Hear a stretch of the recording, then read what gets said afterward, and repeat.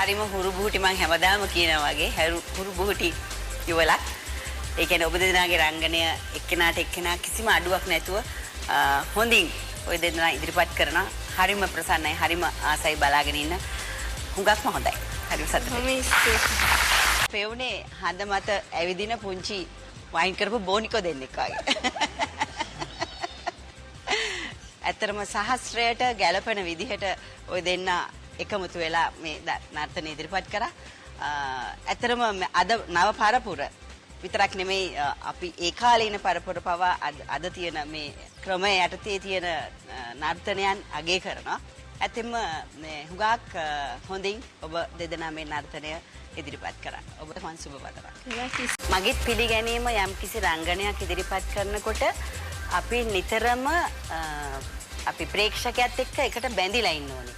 ප්‍රේක්ෂකයාට ඔබෙන් ඇහැ අහකට ගන්න බැරි වෙන තරමටම ඔබ ඔවුන්ට ඔබේ හැඟීම් දැනවීම එක්ස්ප්‍රෙෂන්ස් කියන එක ප්‍රේක්ෂකයා හා සම්බන්ධ කරන්න ඕනේ. මං හිතන්නේ ඒක ඔබට ඉහළින්ම තියෙනවා.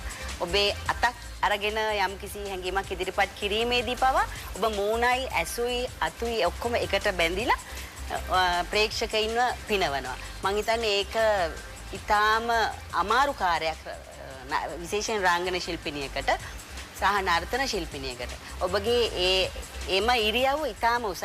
හරිම හුරු බුහුටි විදිහට මම දැක්කා. මම හිතන්නේ බොහොම හුරු බුහුටි යුවලක් හැටියට මම ඔබ දෙදෙනාව දකිනවා.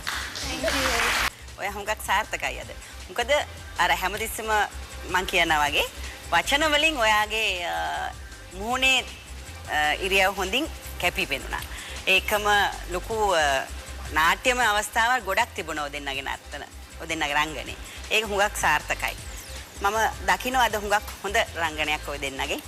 මේ හුඟක් මං හිතන්නේ ඔබගේ සහායකයට ඔයාව බොහොම අමාරුවෙන් කන්ට්‍රෝල් කරගෙන ඔය දෙන්න මේ